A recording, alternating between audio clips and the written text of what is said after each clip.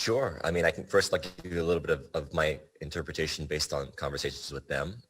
You mentioned Patrick Byrne. He's got a new prolonged article / book called Deep Capture that he's releasing, I believe, at least through his Telegram, and I'm sure other platforms. Deep Capture is his experience with trying to brief President Trump on the election fraud, and he thinks that basically Trump had a very easy, says it, a 3-foot putt that he could have made, and in turn, instead made it into the sand trap disaster with his legal process. And he wasn't talking about Sidney Powell and Mike Flynn, who he thinks were the most competent people surrounding him, but there were others that were giving him bad advice. So that's Patrick's perspective.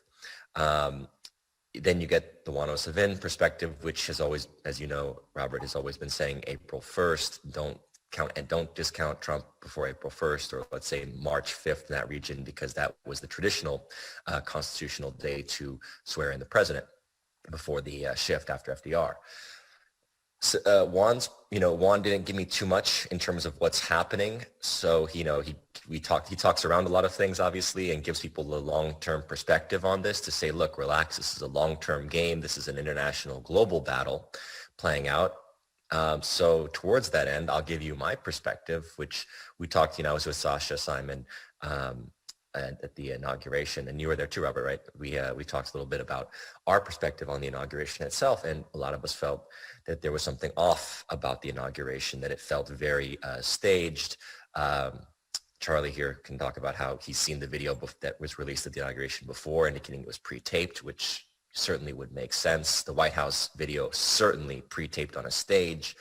So what is really happening to my gut? You're seeing a military in the background controlling the Biden presidency, this is my trust.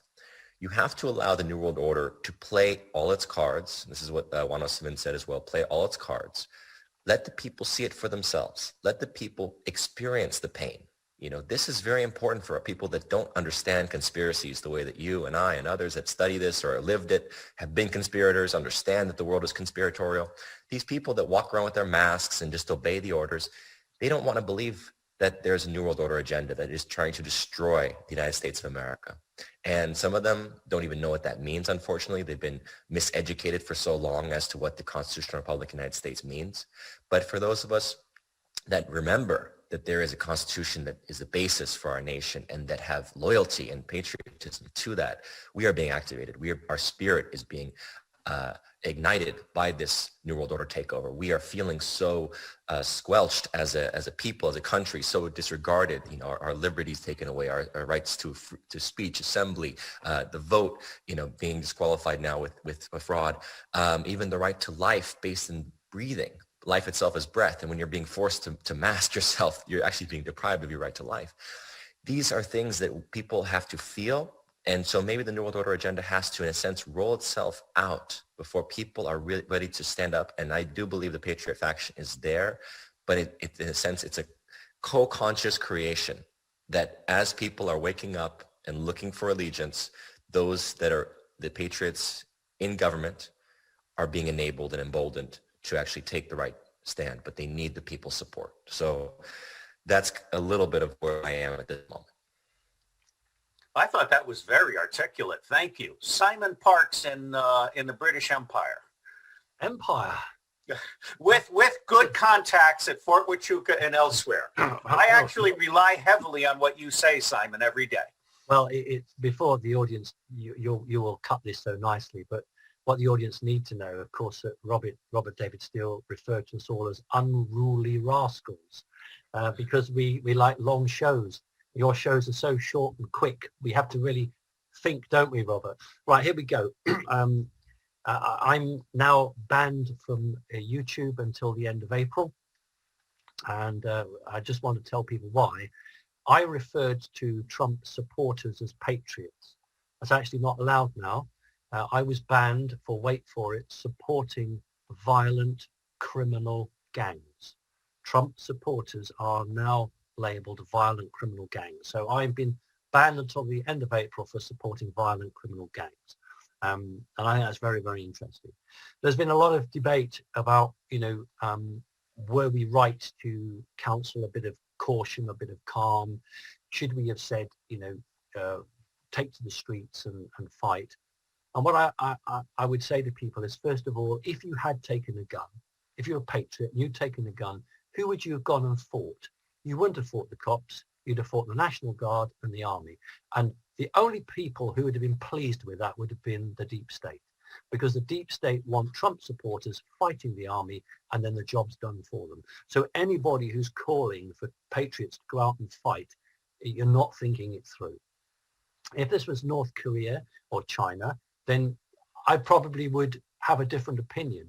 But the United States military dislikes Biden. There are 800 from the rank of colonel to 4-star general who support Trump, don't support Biden. And, you know, people need to look in the mainstream media. Mrs. Biden tries to hand cookies out. Nobody takes them. Mrs. Biden and Mr. Biden are in a motor car. The military turn their backs on them. He sits in an office in Castle Rock or California, and he signs blank pieces of paper, and he says, this is an executive order. What am I signing? You know, this isn't conspiracy theory. This is actual reality. And we know for a fact there are two governments in America. There's the office holder called Biden, and then there's the military. When Trump signed his executive orders in 2018 and 19, he actually put in a clause which said that it could not be countermanded by the next incoming president. It's the Joint Chiefs have been given the authority to decide when the national emergency ends. So Biden can't sign an executive order cancelling Trump's executive order. Only the Joint Chiefs can decide when that happens. Trump is still writing executive orders to the military now. So that's a very important point. And again, it's in the public domain that there's, well, this isn't, but I will just say it, there's a very realistic chance of a war now between Israel and Iran. And it's not Biden moving soldiers to Syria, Pentagon are moving soldiers to Syria in an effort to prevent or contain a Middle East war. China is very concerned of the F-35 stealth fighter that's been supplied to Saudi Arabia. Saudi Arabia is just opening its first embassy in Tel Aviv. And China is very concerned that any war, F-35 fighters from Saudi Arabia could outmatch the fighters from Iran. And so Biden's team wrote to the Pentagon saying, how many fighters have you sent? How many spare parts? How many SAM missiles? How many Sidewinders? What's the replacement rate? What's the deal? And the Pentagon wrote back and said, you don't need to know that. The Pentagon have also told Biden he's not welcome physically in the Pentagon. So we've got two governments, and, you know, they don't want Biden. So we just have to wait. And I think the big thing I want to say to people is we all had a congregation date to look at, this amazing date of the 20th. I don't think the public are going to get anything like the warning that we did the first time, that things might be building up. I believe it's sometime between March and April, but don't be surprised if in February they make their move. So my message of hope, you know, the military don't want Biden, they don't recognize him, and it's not over at all. So there you go. I've got in, and you didn't raise your hand up, Robert, and I've got in within 5 minutes. Thank you. Oh, you're blessed. I feel so honored to be in the company of all of you. Now, Charlie Ward, who always brings a ray of sunshine with him. Let's get back to some facts. The fact is that the United States Government Corporation was dissolved 18 months ago, 2 years ago. You don't need to take my word for it. You go to Companies House, you check it out. It's been declared bankrupt. Now, when a corporation or company goes bankrupt, you have a loss adjuster come in and mediate the transition, and that's happened. The two people that are wanting money from America are China and Saudi Arabia. Now, the United States of America is bankrupt. The only thing of any value in America is the pension funds, the federal pension funds, which have now been seized by China and Saudi Arabia. Now, if the public knew that, there'd be a civil war there. This is why they've had to use the virus and the vaccine. But the actual process of having an election to elect a chairman, president, whatever you want to call it, to a company that's been dissolved is completely pointless. It's a charade. This has been done so that Trump could establish who was trying to steal it and how they were trying to do it. The process has no value. The fact that Biden won it by default has no value. The corporation is bankrupt. So Donald Trump has rightly stood back, stood out of the way. He hasn't stood down. Not at any stage has he surrendered or stood down. He's pulled away to form what I used to refer to as a Nasara government. But I did say I didn't think he'd call it that. I thought he'd call it Trump-Sara, but he didn't. He's called it the Patriots Party. And I was talking to my wife earlier and she's gone, but you can't have just one party. I've gone, why not? All our lives they've tried to divide us with Democrat, Republican, Conservative, Labour, Sunni, Shia, Christian, Muslim. It's all bullshit. All we want is one government that represents the people as one people. And that's where we're heading. And that's why I think we're in the best time of our lives. I think that's fascinating. I personally have undertaken, I'm going to be interviewing Sheriff Matt and Brad Rogers, and we're talking about the sheriffs and the pastors and the local magistrates coming together, because I have come to the conclusion that most, but not all, federal, state, and local officials are now compromised by bribery, pedophilia, blackmail, or brainwashing. And so literally we have to get away from this fiction that electing people to represent us actually has any good value at all. And now for the pièce de résistance, the savage from Indonesia, Sasha Stone. Well, you should caveat that by saying I've been doing 5.5 hours of back-to-back broadcast and I've gone almost blind. But look, lovely in the first instance to be with my dear friends. I've known Sean for many years, love him as a brother. Simon, love him as a brother. Charlie, a newfound friend who I absolutely adore. Can't wait to spend time with you. And then there's you, Robert.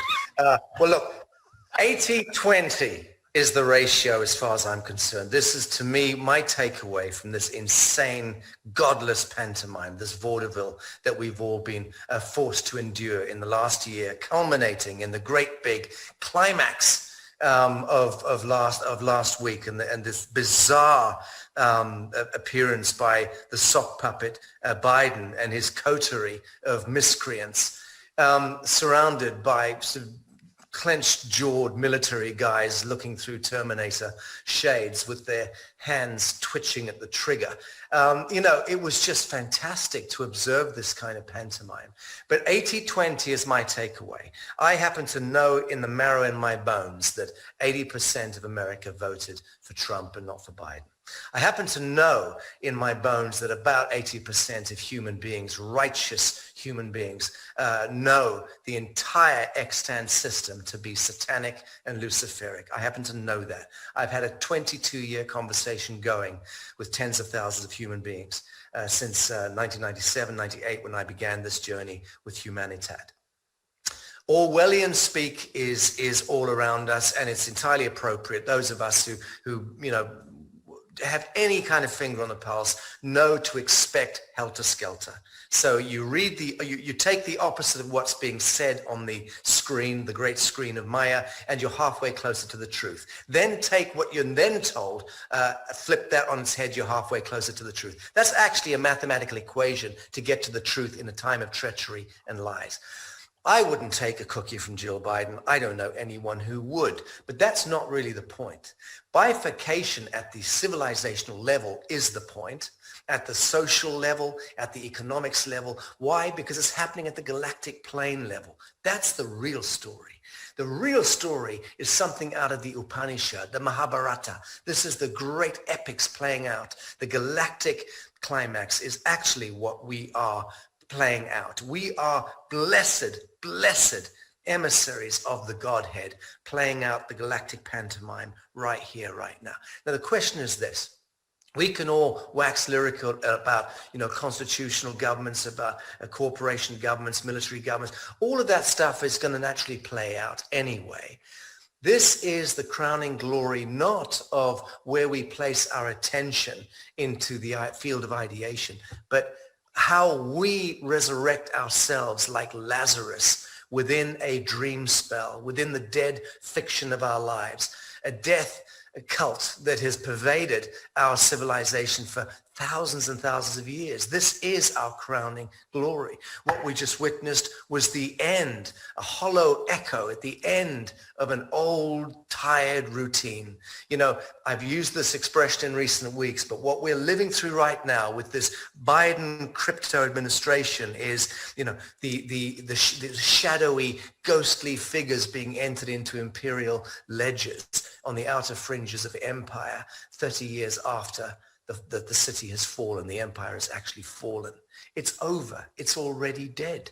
But where we place our attention in the innerscape as Christed Adamites and then join hands in fellowship, that will determine the degree to which we engage the euphoria of the journey that's ahead of us. All the rest is white noise.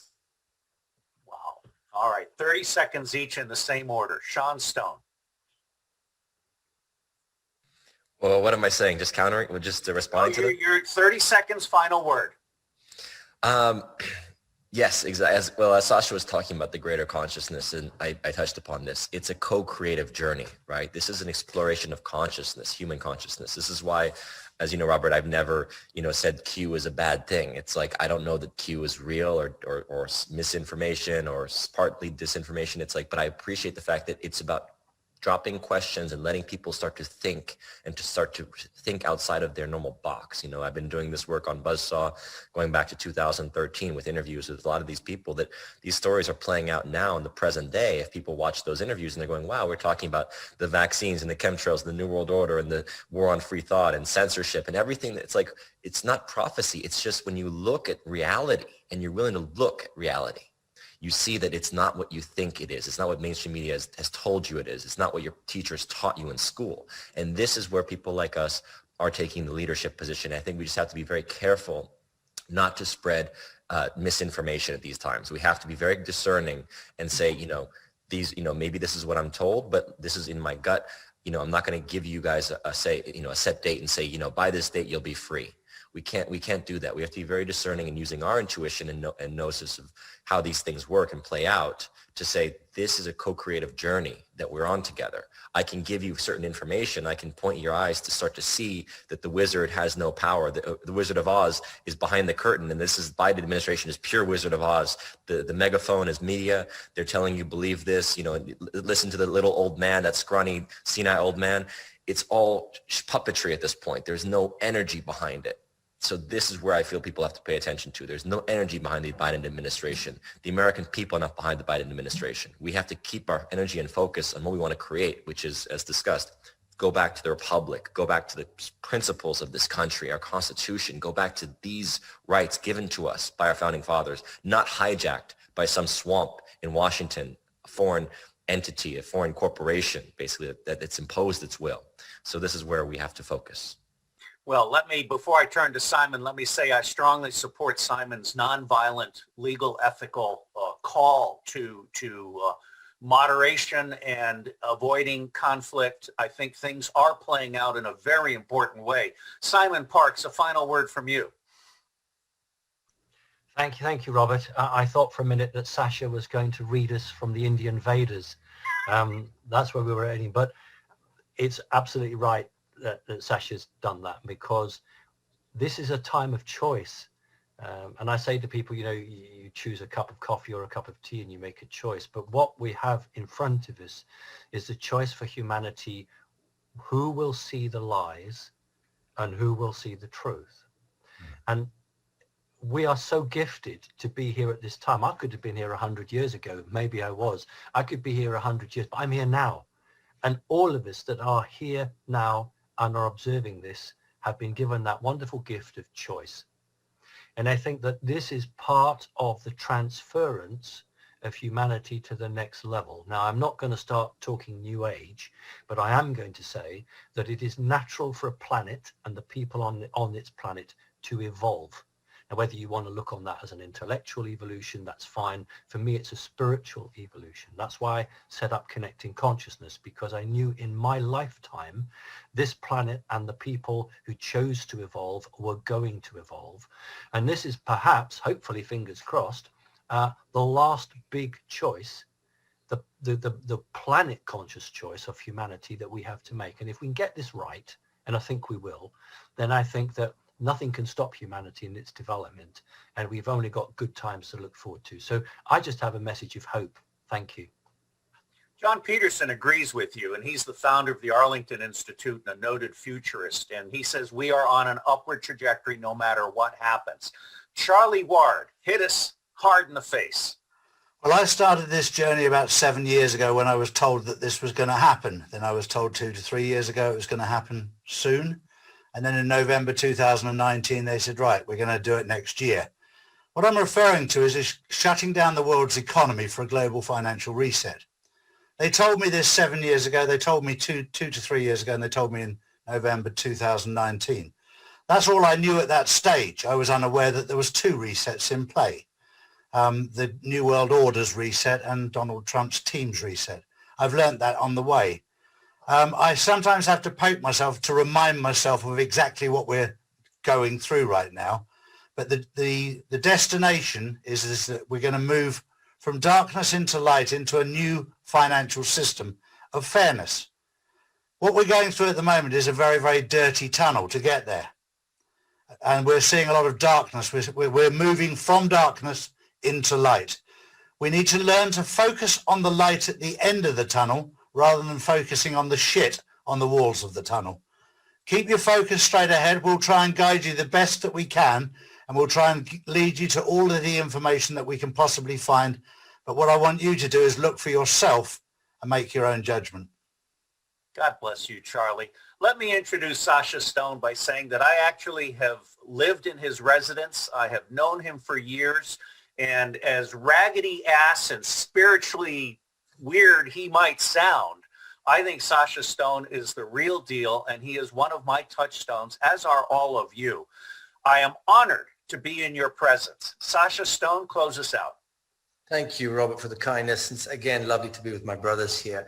You know, for me, the 25 years of constant spiritual inquiry and intellectual pursuit of that vagary called truth has led me to understand that the path of least resistance to the highest outcome in life is pure truth and right action. Those 2 simple vectors in the living present, in the now.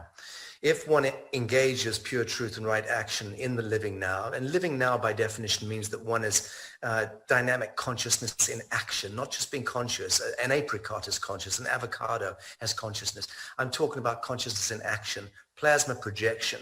So when we project our plasma and we set it onto noble ideals and then move toward the enactment, the embodiment, and the manifestation of that noble expression, that is what we're purposed to do, and that is what we're purposed to be. But in order to do that, we need to first remove any identification with the fiction of our lives. Government is a goddamned godless fiction.